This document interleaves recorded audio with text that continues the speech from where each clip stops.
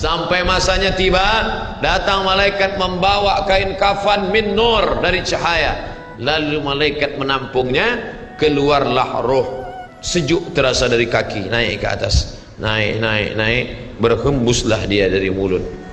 Wa nafakhtu fihi min ruhi, aku hembuskan, aku tiupkan. Dulu waktu masuknya ke tanah, ke daging itu ditiup, maka keluarnya pun juga keluar. Maka mata memandang, ruh keluar. Biji mata memandang, keluar biji mata. Makanya orang yang mati itu matanya terbuka. Makanya yang pertama kita lakukan menengok orang mati adalah memejamkan mata. Allahumma ighfir li abdus samad warfa' darajatahu ma'al ghabirin. Inna lillahi wa inna ilaihi raji'un. Makanya saya jarang-jarang datang bila ada sebut, Ustaz ada orang meninggal dunia, sudah lama, baru sejam, nanti saya datang. Sebab apa? Saya takut nak pejamkan mata dia. Agak-agak sudah dipejamkan orang, baru saya datang. Saya datang, udah 3 jam, 4 jam, alhamdulillah saya datang. Belum tutup lagi. Iya. Kenapa? Menunggu Ustaz Somad. Paksalah saya tutup.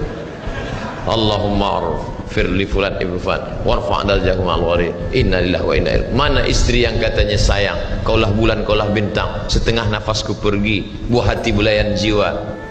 Ketika roh ada dari jasad, memang betul kata dia sayang, tapi manakala roh keluar dari jasad, dia pun takut menengok mata kita. Dia takut menengok kita. Dia takut jam pukul 2 malam, jam 1 tutup balik. Na'udzubillah. Begitulah kalau kematian sudah tiba. Sampai pada akhirnya dia tutup, innalillahi wa inna ilaihi raji'un.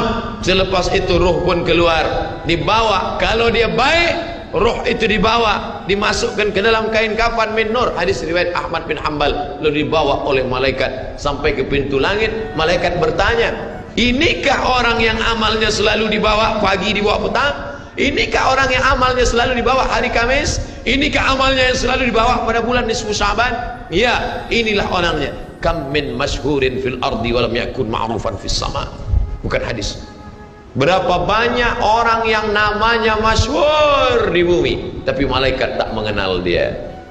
Tapi berapa banyak orang yang tak masyhur di bumi, tapi malaikat mengenal dia. Mengapa? Karena amalnya pagi dan petang dibawa oleh malaikat. Orang ini mana? Belum datang. Orang ini mana? Belum datang. Orang ini mana? Belum datang. Disambut dia, disambut kedatangannya. Masya Allah, tabarakallah. Mudah-mudahan kita termasuk orang yang disambut oleh malaikat karena amal soleh kita. Maka bila saya datang di satu majlis, malam tadi datang di Shah Alam, orang menyambut ramai. Malam ini datang ke Masjid Muaz bin Jabal, ramai. Esok malam di Terengganu datang, tak tahu entah ramai entah tidak. Ramai. Dalam hati, hai Abdul Somad, apakah malaikat akan menyambut engkau nanti juga dalam keadaan ramai? Kalau engkau ikhlas, iya. Tapi kalau tidak ikhlas, na'udzubillah. Nabi Isra Mi'raj berjumpa dengan orang yang sudah lama mati. Bagaimana rasa kalian mati? Apa kata mereka? Seperti kambing yang dikuliti hidup-hidup, seperti tebasan pedang di tempat yang sama beratus kali, seperti kail mata pancing yang masuk ke dalam kulit yang basah, ditarik, disentapkan sehingga terikut dagingnya sampai keluar. Makanya selalu kita berdoa, Allahumma hawwin alaina fi sakaratil maut, taubatan qabla al maut, taubat sebelum mati, wa rahmatan indal maut, dapat rahmat ketika mati, wa maghfiratan ba'dal maut, mendapatkan ampunan sebelum mati. Allahumma awin alaina fi sakaratil maut. Makanya doa selamat itu baca pelan. Baca pelan, merenungkan. Ini sekarang banyak orang baca doa selamat cepat-cepat. Maut. Apa maut aja nih? Saya tak pernah menghafaz doa itu pakai kertas, tak pernah. Wa taubatan qabla al-maut wa rahmatan indal maut wa maghfiratan, belum pernah. Kenapa Ustaz boleh hafaz? Sebab dulu dibawa oleh ayah, dibawa oleh bunda, dibawa dalam acara tahlil, dibawa dalam kenduri orang mati, dibawa. Tiap hari telinga mendengar Tuan Imam membaca pelan, maka kita ingat. Wa taubatan qabla al-maut wa rahmatan indal maut. Anak-anak kita ini walaupun mereka lari sana sembang sini, tapi telinga mereka mendengar. Dan anak-anak ini hafaz. Kadang anak hafaz, ibu bapa tak hafaz. Sebab apa? Sebab dia golden age, usia emas. Mereka hebat, mereka kuat ingatannya, menangkap hafazan itu begitu kuat. Maka kita ajarkan mereka doa itu pelan-pelan. Sebab bila kita ajar kuat-kuat, mereka balik, dia panggil, ibunda dia panggil, cuba kau baca apa doa tadi? Allah maut, Allah maut. Apa mau aja ni? Sebab di Irak banyak orang mati, sebab di Suriah banyak orang mati, di Palestin banyak orang mati, di Rohingya banyak orang mati. Padahal maknanya amat sangat dalam. Allahumma hawwin alaina, ringankan kami fi sakaratil maut. Tidak ada gunanya amal banyak kalau tidak selamat dalam sakaratul maut. Makanya kita selalu minta kepada Allah, Allahumma khtim lana bi husnil khatimah wa la takhtim alaina bi su'il khatimah. Allahumma ja'al akhir kalamina, jadikan akhir kalam kami inda tihai ajalina, ketika ajal kami sampai, jadikan akhir kalam kami yang terakhir keluar dari mulut kami qaula la ilaha illallah Muhammadur Rasulullah. Allah. Biasa orang takbir ini nak pergi perang, menghadapi sakaratul maut penting juga takbir. Sebab di situ banyak segala macam godaan-godaan. Datang syaitan membawa air, katanya menjelang sakaratul maut itu haus, panas, haus, maka datang syaitan membawa air. Engkau sebut nama aku bagi air. Mau? Kata dia. Mau? Engkau mau? Sebut nama aku.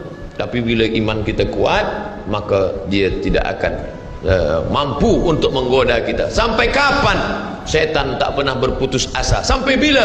La atiyannahum min baini aydihim, aku datang dari hadapan, wa min khalfihim, aku datang dari belakang, wa an aymanihim, aku datang dari kanan, wa an syama'ilihim, aku datang dari kiri. Datang dia, datang dari hadapan, datang dari belakang, datang dari kanan, datang dari kiri.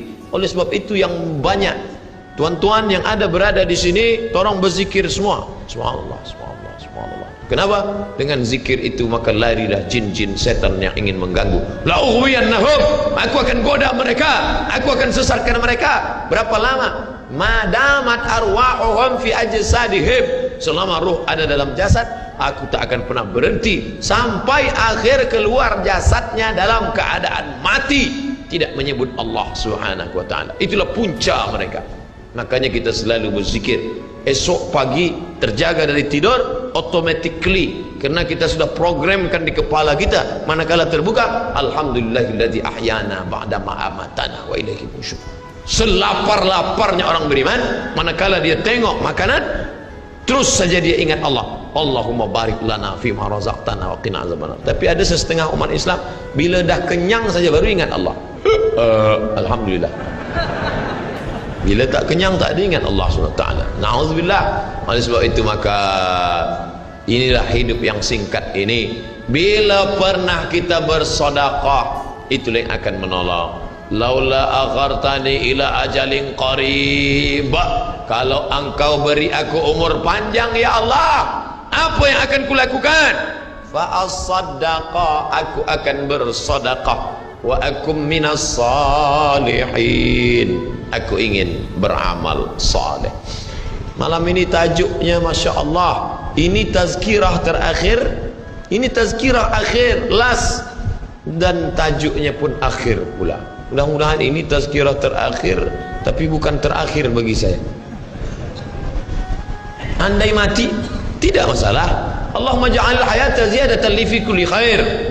Kalau engkau takdirkan aku besok masih hidup ya Allah, jadikan hidupku itu ziyadatan li, sebagai amal tambahan. Kalau mati malam ini, Allahumma ja'alil mauta rahatan lana min kulli syarr. Kalau aku mati, maka kematian ini berhenti berbuat dosa. Orang beriman tak pernah sedih. Kalau dia mati, berhenti buat dosa. Kalau bertambah pahala. Andai Abdul Somad esok pagi masih hidup, bertambah pahala, dia akan tazkirah, dia akan bagi pelajaran. Andai Abdul Somad mati malam ini, alhamdulillah, berhenti melihat dosa. Dosa apa? Masuk airport, dosa. Masuk ke plane pesawat terbang, dosa. Dosa apa? Dosa mata. Takkan tak kita tengok? Mata terbuka, takkan kita tutup? Maka orang beriman sentiasa menjaga dirinya Tak pernah dia berkeluh kesah, tak pernah dia mencaci maki. Kenapa aku matikan aku ya Allah? Kenapa umurku pendek ya Allah? Ridha kepada Allah. Itu yang selalu kita katakan, raditu billah rabba wa bil islami dina wa bi Muhammadin nabiyyan wa rasula. Aku ridha.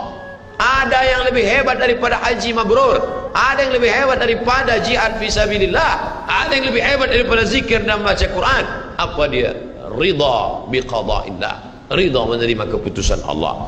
Makanya banyak lelaki yang ridha manakala meninggal istrinya, datang orang, apa tuan tak menangis? Aku ridha menerima ini, Ustaz. Memang dah lama aku tunggu-tunggu gitu. Oh, ini bukan ridha, ini memang penyakit. Oleh sebab itu maka makna ridha adalah tak berkeluh kesah. Setelah orang masuk ke dalam surga, mendapatkan kenikmatan surga, Allah bertanya, "Madza turidun?" Hai penghuni surga, apa lagi yang kalian inginkan? Apa kata penghuni surga? Ridhaka. Tapi engkau sudah masuk surga, ada yang belum kami dapat. Apa dia? Ridhamu.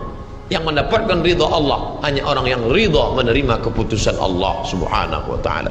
Man lam yarda bi qada'i, sesiapa sahaja yang tak ridha menerima takdirku, wa lam yasbir bi bala'i, yang tak sabar menerima ujianku, wal yatlub rabban siwaya, carilah Tuhan selain aku. Hadis ini dhaif.